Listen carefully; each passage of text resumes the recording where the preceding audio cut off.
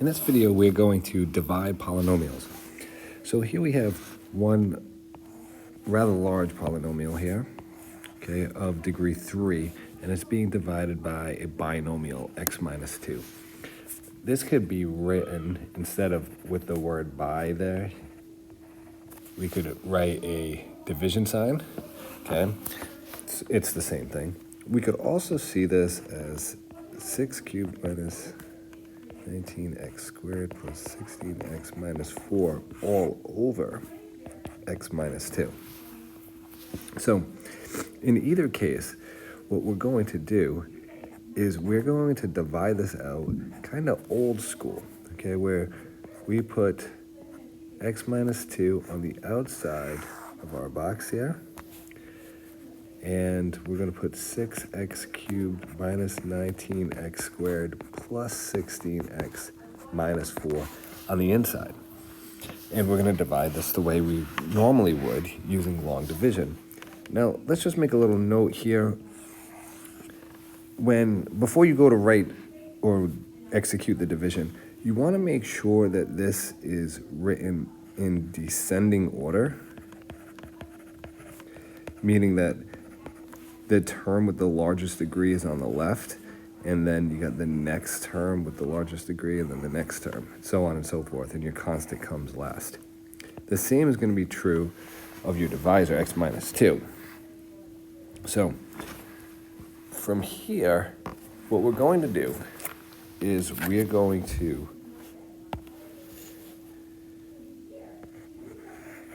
try to think what times x gives you 6x cubed. So we're going to think that through. We're going to come up with 6x squared. So we get 6x squared times x gives us 6x cubed.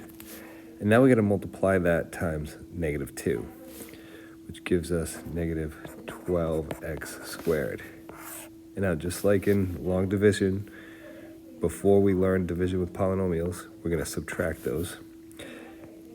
6x cubed minus 6x cubed, that cancels out, that gives you 0. This should always happen, right? That is the whole idea of, that's where we came up with 6x squared in the first place.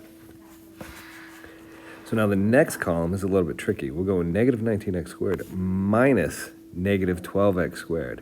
So minus a negative actually ends up being plus. So we could think of this as negative 19x squared plus 12x squared, which gives us negative 7x squared. Now, oftentimes, you'll see people not even write the minus sign here. And what they do instead is they change the signs and then they add. Okay, so if you change the signs and add, it's the same thing as subtracting and keeping the signs. So we have negative 7x squared, and now we have to bring down the next term of plus 16x. So now, we're going to be working right here. And we have to think, what times x gives us negative 7x squared? So what times x gives us negative 7x squared? And I'm going to get rid of these other arrows just because it makes it a little too confusing there. So we can come up with negative 7x. So we do our multiplication, we get negative 7x squared. And then we have to multiply it times negative 2, we get 14x. Okay, so we can subtract, or again, we could add and change the signs. Really up to you. So those cancel out, and now we have 16x minus 14x, which is 2x. Again, bringing down the negative 4. Okay, now, what times x is going to be 2x?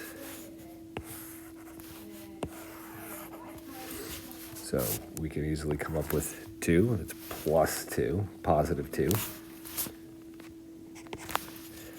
And that gives us 2x minus 4. And then we're going to subtract those. And negative 4 minus negative 4 is 0. So we have a remainder of 0.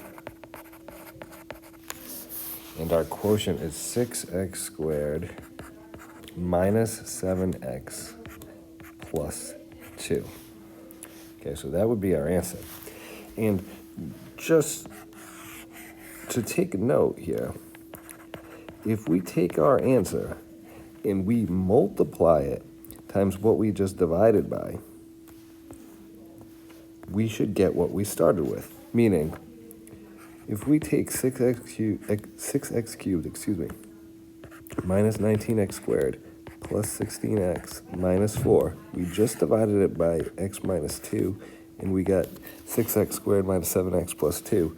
Well, if we think of this little equation and we multiply both sides by x minus 2, our answer times what we just divided by, x minus 2, should give us 6x cubed minus 19x squared plus 16x minus 4. Now, I'm not going to do that out, but if you were to check it, okay, you could just distribute this. You have to multiply 6 times, and you should get what we started with.